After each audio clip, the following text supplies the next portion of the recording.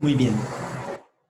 Entonces, continuando con nuestros diálogos sobre la educación universitaria, a raíz de lo que venimos trabajando en los estudios generales del área de la salud en la Universidad de San Marcos, queremos ahora abordar un aspecto, una herramienta que consideramos muy importante para mejorar la calidad de la educación universitaria, para mejorar esta, pero partiendo desde el mejoramiento del aprendizaje.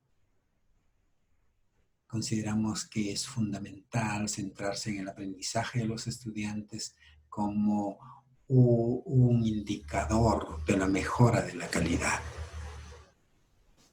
Entonces vamos a presentar esta herramienta que consideramos de mucha utilidad para los maestros, pero sobre todo para los profesores, para los estudiantes. Bien. Perfecto. Entonces, cuando hablamos de un aprendizaje profundo, ¿qué diríamos? Porque de eso se trata. Mejorar la calidad de la educación universitaria implica llevar a los estudiantes a un aprendizaje profundo. Entonces, diríamos que estamos aprendiendo de manera profunda si logramos memorizar algo, o de si además de memorizar algo lo comprendemos bien, o si luego de comprender eso bien lo ponemos en práctica.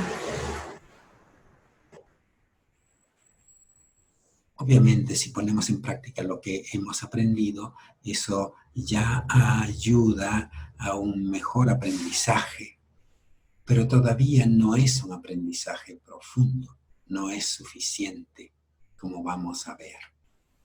Es decir, no basta aplicar lo que se nos ha enseñado en un libro, en una conferencia, eso no es suficiente para que sea un aprendizaje profundo, ¿no? Obviamente no estamos diciendo un aprendizaje profundo es tener que leer una gran cantidad de libros, como que te sobrepasen tu capacidad y que cada día tienes que leer cientos de páginas. Así no se aprende profundamente. No es esa la idea, ¿ya? Entonces, obviamente que si solo repetimos lo que hemos aprendido y lo aplicamos, eso que hemos aprendido no necesariamente va a cambiar la realidad que queremos cambiar, ¿no es cierto? Y entonces, ¿por qué no cambiará? Porque no necesariamente aplicando lo que se lee en el libro, luego eso al pie de la letra lo vamos a hacer. Un libro, por lo general, hace años que se dejó de escribir. Fíjense lo que estamos mostrando aquí, ¿no? Diríamos tres documentos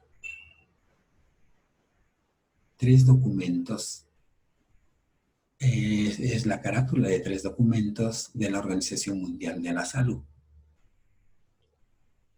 ¿No? Son unas guías provisionales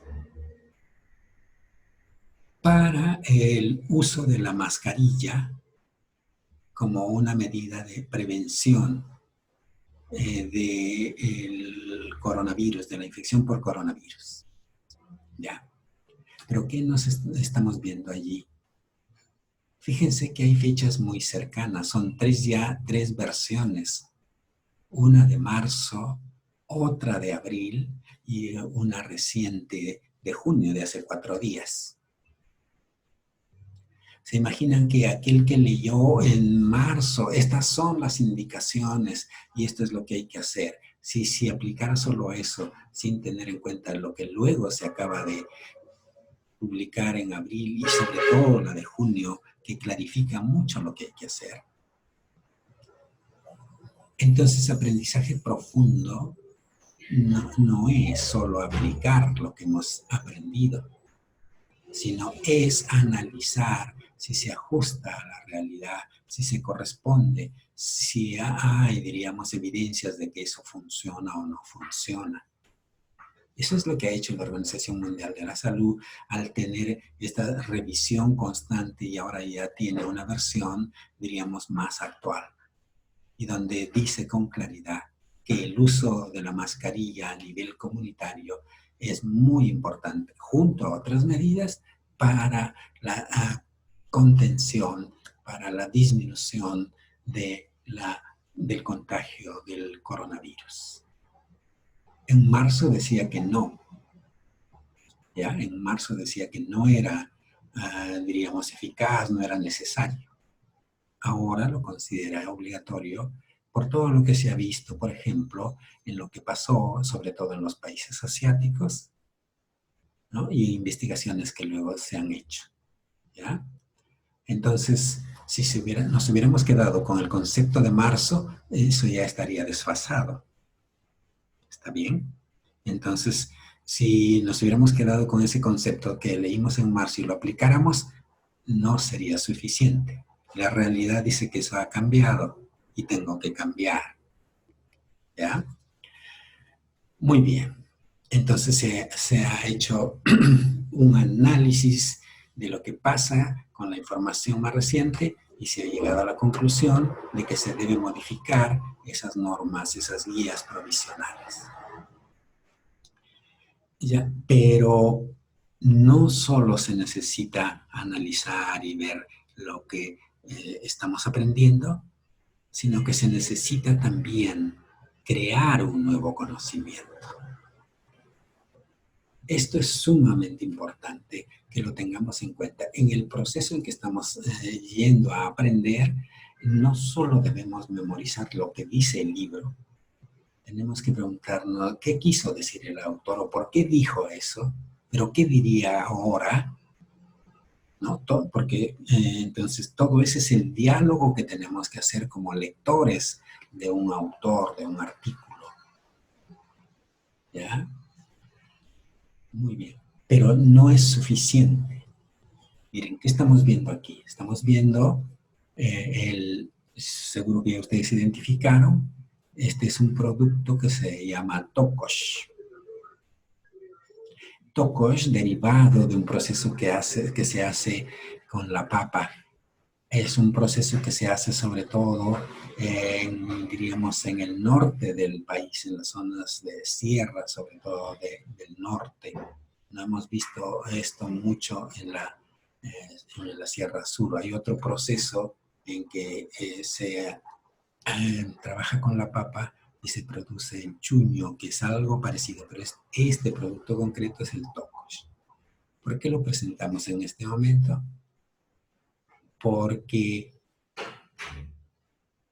la Universidad de San Marcos, en su Facultad de Medicina, ha logrado investigar y se sabe ahora con claridad que el Tokosh tiene un poder, diríamos, de protección de la mucosa gástrica. Es decir, podría usarse, por ejemplo, como parte del tratamiento de un problema de gastritis. Se ha hecho esta investigación y entonces se ha creado un nuevo conocimiento. Es verdad que cuando uno lee algo no está en ese momento haciendo una investigación como la del Tokosh. Pero cuando leo algo, sí tengo que tener la mente de que estoy investigando algo. ¿Ya? Y entonces, lo importante es que quede claro que el aprendizaje profundo significa crear nuevo conocimiento.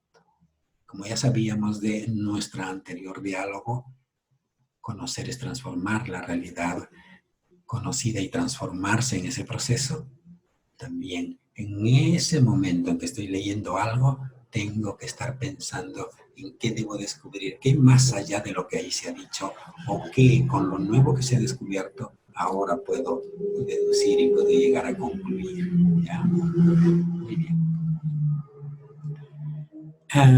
Pero también es sumamente importante no solo crear, sino también evaluar si ese conocimiento que ahora tengo, que dice acá en el libro que estoy revisando,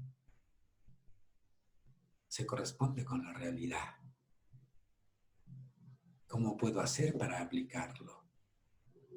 ¿Qué pasaría si no aplico eso? ¿O cómo debo aplicar? ¿No?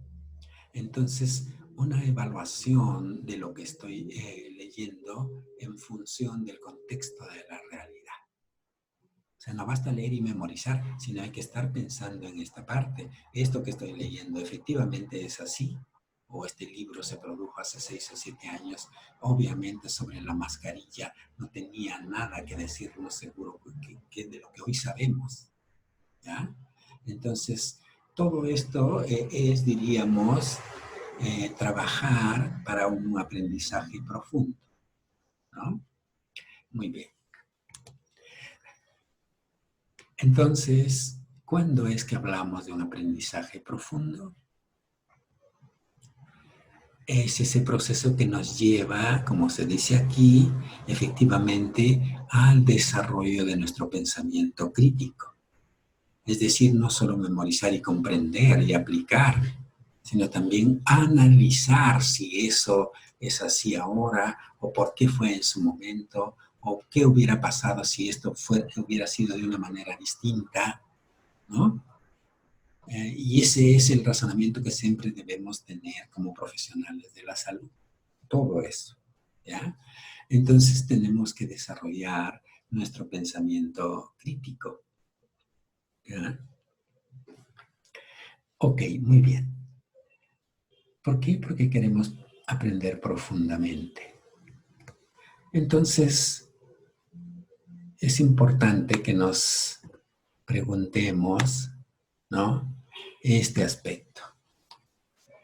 ¿De qué factores depende el aprendizaje? ¿Cuáles son esos factores? ¿Y en qué grado influyen sobre el aprendizaje? ¿Influyen las autoridades? ¿Influye el ambiente donde estudiamos? ¿El equipamiento de ese ambiente, de esa universidad? ¿Influyen nuestros padres? ¿Influye la estructura, diríamos, organizativa de la universidad, de la facultad? ¿Influyen los docentes y también los estudiantes? ¿De qué manera?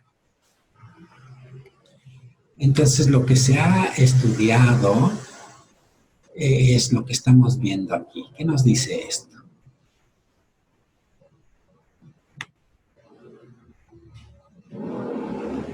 Nos dice claramente que entre el estudiante y el docente influyen sobre el 80% del aprendizaje. Es decir, que casi todo el aprendizaje depende de dos factores: del estudiante que está tratando de aprender y del docente que está tratando de ayudar a aprender. En realidad, ambos aprenden, ¿ya? Entonces, pero en nuestro plan de trabajo para el aprendizaje, entonces debemos saber con claridad que los dos actores claves del aprendizaje son el estudiante y el docente.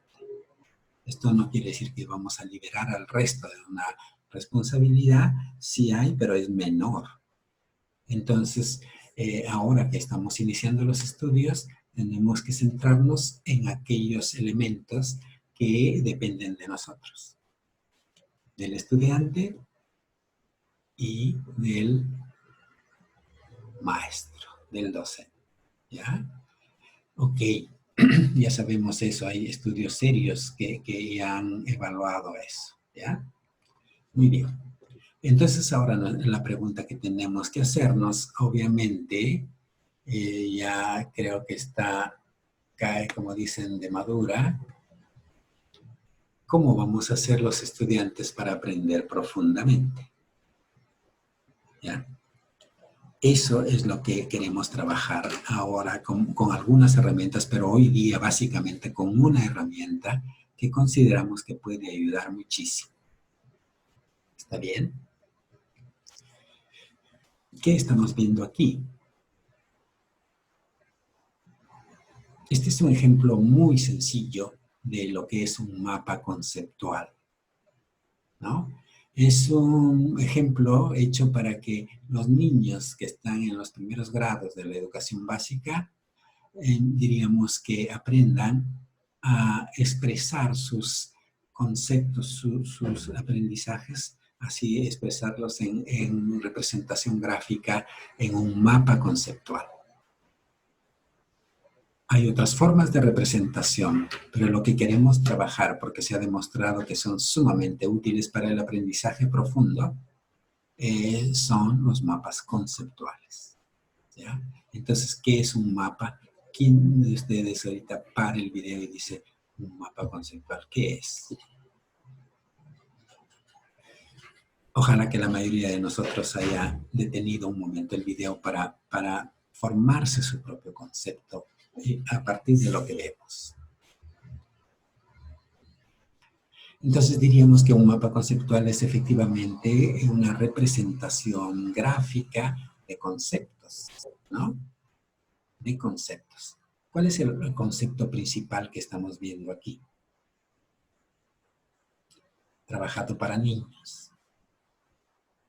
Diríamos el concepto principal son hijos o es la familia. ¿Qué diríamos?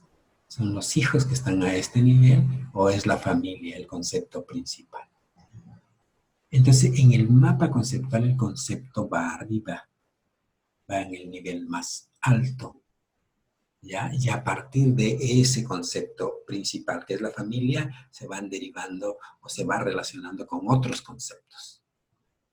Un mapa conceptual es una representación gráfica de conceptos, ¿no es cierto? Los conceptos aquí escritos o representados dentro de estos óvalos que estamos viendo, ¿no?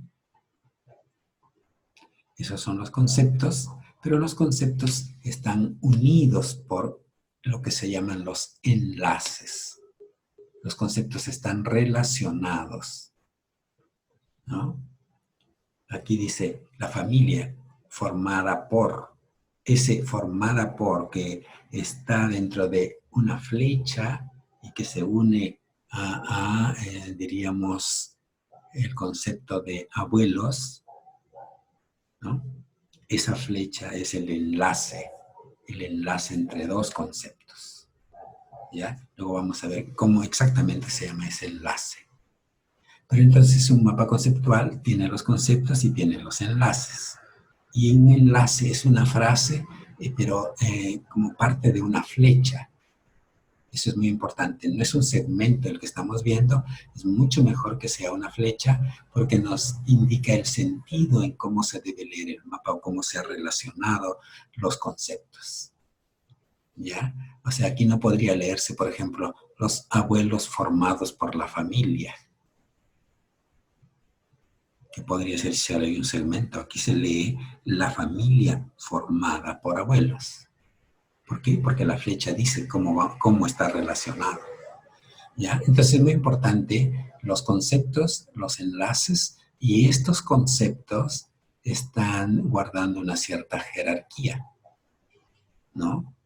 Conforme van descendiendo, entonces llega a conceptos más simples, más sencillos e incluso hasta ejemplos.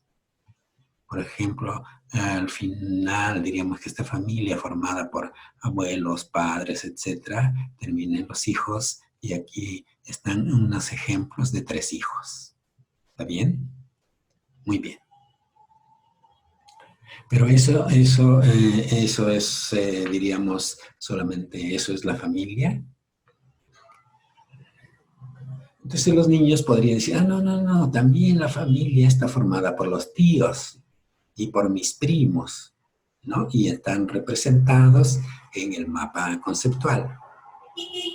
Entonces aparece, diríamos, la idea de hablar de otro elemento del mapa conceptual.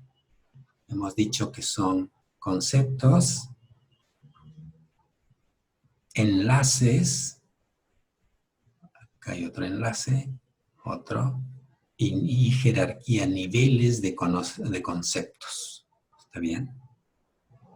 Pero aquí también, estos también son conceptos, estos que están de amarillo. Lo hemos pintado de otro color para que los niños diferencien. Este es un dominio, una familia más cercana, más pequeña, y este es otro dominio, ¿ya? Este es otro dominio. Entonces aparecen los dominios del conocimiento. Los dominios con los que puede, diríamos, representarse todo lo que se sabe de ese concepto. Por ejemplo, coronavirus o COVID-19. Supongamos que COVID-19 es el concepto principal. ¿Qué dominios podría haber? Varios, ¿no es cierto?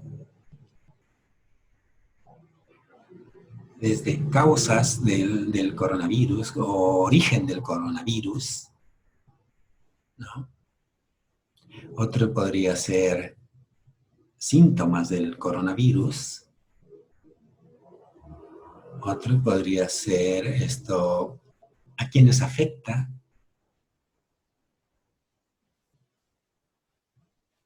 Grados de severidad del coronavirus. Otro concepto, dominio podría ser ¿cuál? El tratamiento. Otro dominio podría ser, ya seguro ustedes están pensando, prevención, ¿no? Fíjense entonces estos dominios, pero también podrían haber más.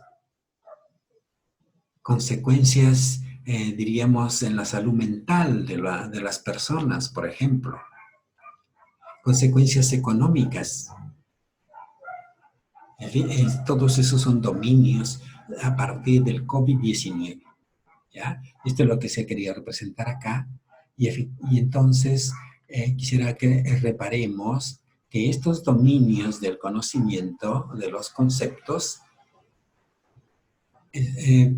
no es que estén solo, diríamos, sean completamente independientes, ¿no? Y entonces hay una relación probablemente entre este dominio y este, ¿no? Esa es la idea de este interrogante. ¿Cómo se relacionan este concepto con este dominio con los otros? Por ejemplo, ¿cómo se relacionan los tíos y tías con los papás y mamás? ¿Ya? Entonces aparece otro concepto, o diríamos otro elemento muy importante de un mapa conceptual. Hemos dicho, y acá están, ¿no? Por ejemplo, acá hay un enlace grande que une este concepto con este, ¿ya? Y estos que están de negro se llaman enlaces verticales. No son exactamente verticales, pero son los enlaces que van uniendo los conceptos de un dominio del conocimiento. ¿Está bien? Pero como decíamos, estos conceptos de un dominio se relacionan con otros, con los otros dominios. ¿Y se relacionan mediante qué? Mediante enlaces que aquí le hemos puesto de otro color, porque tienen otro nombre. Se llaman enlaces transversales. Tampoco es que sean exactamente transversales, pero tienen esa denominación, ¿qué es un enlace transversal, diríamos? Es el que une ¿qué? Efectivamente, es el que une conceptos de dos dominios, o de un dominio con otro, ¿no? Y entonces, ¿cuál de estos mapas representaría un mejor conocimiento, un conocimiento más profundo de lo que es la familia? ¿Este o este? ¿Ya? Entonces, si tengo el concepto de COVID-19 y tengo, diríamos, síntomas, podría relacionarlo con el dominio de conocimiento de tratamiento, ¿no?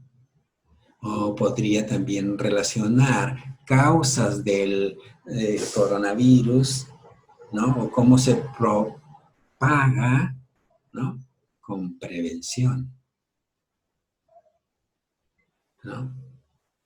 Entonces, este mapa que tenga enlaces verticales y también tenga enlaces horizontales que unen los dominios, es un mapa que expresa un aprendizaje más profundo, un concepto más profundo. Cada dominio luego es enlazado con otro, como que se está sintetizando. Y sintetizar es crear, ¿ya?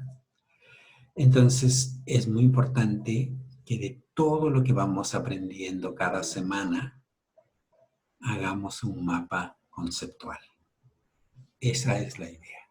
Hay muchos estudios que demuestran que los estudiantes que estudian a través de mapas conceptuales, y nosotros diríamos que no solo vamos a estudiar, sino vamos a crear nuestros mapas conceptuales, en los estudios que se han encontrado, aprenden más profundamente, aprenden mejor, ¿ya?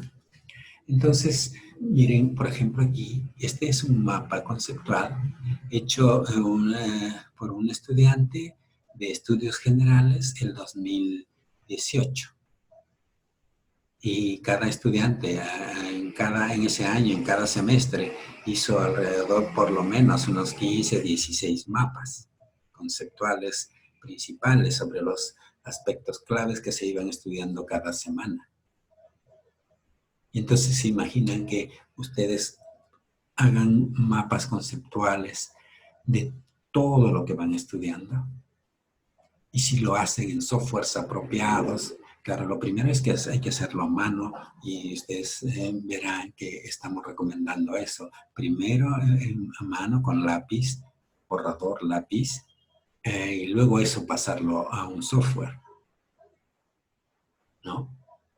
Porque eso ya de hacerlo 2 veces ayuda a aprender más, ¿ya? Muy bien, entonces ahí tenemos un mapa. Fíjense que en este caso han trabajado y han hecho que los dominios estén diferenciados por colores, ¿no? Y en algún lado, en algún momento, por ejemplo, aquí, este dominio está enlazado con este. ¿Está bien? Con un enlace transversal. ¿Dónde hay otro enlace transversal? Acá, ¿no? Y acá también. Esos son enlaces transversales, ¿no? Está sintetizando todo lo que conoce, ¿ya? Miren, este también es un mapa de otro estudiante, también del 2018, obviamente también tenemos de 2019, pero les quiero mostrar lo que hace 2 años ya venían haciendo los estudiantes, ¿ya? Y entonces, bueno, acá, claro, lo tiene de un solo color, pero también se notan que hay enlaces transversales, ¿no? Entonces, esta es una invitación a que, como repito, cada semana en los aspectos claves tengamos nuestros mapas conceptuales. Es más, en el portafolio que debemos guardar todo lo que vamos trabajando, debería haber una carpeta para los mapas conceptuales.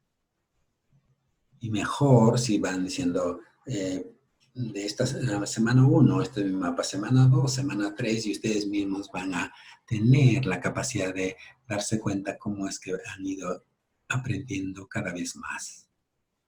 ¿Ya? Muy bien. Los mapas conceptuales son muy importantes y entonces tan importantes que es a su vez clave que nosotros podamos como estudiantes evaluar lo que estamos haciendo. ¿Cómo nos vamos a dar cuenta si nuestro mapa está hecho bien, si está haciendo bien? ¿No? Entonces, nosotros podemos ver aquí lo que se llama la rúbrica de evaluación, en este caso del mapa conceptual. ¿Ya? Esta es la rúbrica. Entonces, ¿qué vemos en la rúbrica? Diríamos los criterios, los aspectos que se van a evaluar y los criterios para decir cómo vamos en eso. está bien mi mapa, requiere mejorar mucho, está bastante bien y ya requiere mejorar poco, está muy bien. Obviamente todos queremos aprender profundamente y ya queremos que nuestros mapas estén de lo mejor. ¿Ya? Entonces aquí tenemos las rúbricas que sirven sobre todo para que cada uno se vaya autoevaluando. De vez en cuando el profesor evaluará y hasta pondrá una nota, por eso ahí ven ustedes hay entre paréntesis una calificación para cada nivel, ¿no? Pero no nos interesa mucho la nota, sino lo que cada uno de nosotros vaya tratando de ver cómo va desarrollando sus mapas. ¿Ya? Entonces tenemos esta rúbrica y otras rúbricas también que ustedes ya conocen. Incluso tenemos una rúbrica para valorar, para ver cómo va desempeñándose a nuestro profesor. Porque a los profesores nos interesa que ustedes nos evalúen para que podamos nosotros ver cómo vamos y en qué debemos mejorar. ¿Ya? Muy bien. Entonces, es sumamente importante que tengamos esto presente. La necesidad de ir evaluando nuestros mapas conceptuales nosotros mismos. ¿Ya? Muy bien. Entonces, finalmente quiero presentarles, este es otro mapa también del 2018, hecho por una estudiante, pero aquí hay un detalle que me gustaría que ustedes puedan fijarse. ¿Qué es lo que les llama la atención de esta diapositiva en el que estamos presentando este mapa? Supongo que han identificado, hay un elemento adicional, ¿no es cierto? A la derecha tenemos nosotros aquí un comentario hecho por la profesora de la estudiante que hizo este mapa. Este comentario, fíjense, está aquí y entonces le dice al estudiante algo sobre su trabajo. ¿Qué es lo que estaba haciendo Maritza Rodríguez, que es la autora, la profesora? ¿Qué estaba haciendo con la estudiante que hizo este mapa? Le estaba dando lo que se conoce con el nombre de retroalimentación. Retroalimentación que tiene que ser oportuna, rápida, inmediata y que se ha demostrado en muchos estudios que cuando se hace bien ayuda muchísimo al aprendizaje. ¿Ya? Entonces, los maestros vamos a estar encantados de hacer la retroalimentación de sus trabajos. Y cuando les hagamos esa retroalimentación, pueden guardar su trabajo así como lo guardó esta estudiante. Y ahí está la fecha en que su profesora se dirige a ella y después hacer otro mapa con las mejoras. ¿Ya? Entonces nos hemos detenido, fíjense, esta presentación se está relacionando fundamentalmente con una herramienta para lograr un aprendizaje profundo. Es hacer los mapas conceptuales a partir de lo que leemos. ¿Ya? Analizar eso que hemos leído, determinar los conceptos principales, cómo se relaciona un concepto con otro, cómo modificar estos conceptos en su estructura y en el mapa de acuerdo a su relación con otros, ¿no? Y hasta llegar en muchos casos abajo a ejemplos de algo. Cuando yo pongo un ejemplo de algo, quiere decir que estoy aplicando lo que he aprendido a ese ejemplo, ¿no? Entonces, les estamos invitando a que ustedes puedan desarrollar sus mapas conceptuales. En el sílabo se precisa, por ejemplo, cuál es el software que planteamos que se debería usar para hacer los mapas. Es un software que te permite comparar con otros estudiantes de otros países el mapa que hayas elaborado sobre determinado tema, si lo quieres, o ver cómo es que otros piensan sobre estos mapas, sobre este concepto. Puede permitir en ese software actualizar tus mapas conceptuales. ¿Ya? Es sumamente importante ser capaz de actualizar sus mapas. Incluso ahora ese software que nos estamos refiriendo a lo que ya se ha planteado, que es el CMap Tools.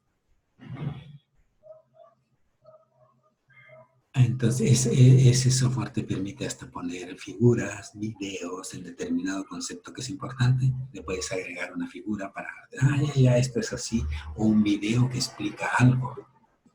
Es decir, un mapa conceptual hecho allí a ese nivel y guardado, almacenado, puede, como digo, permitirnos actualizar lo que vamos conociendo. Y entonces cuando terminamos los estudios, por ejemplo, ahora en varias carreras hay la especialización. En enfermería yo entiendo que hay. En odontología me parece que también ya estamos teniendo especializaciones. En medicina también, en enfermería, ¿no es cierto? Y entonces hay que volver a postular. Y para volver a postular nos vuelven a tomar exámenes.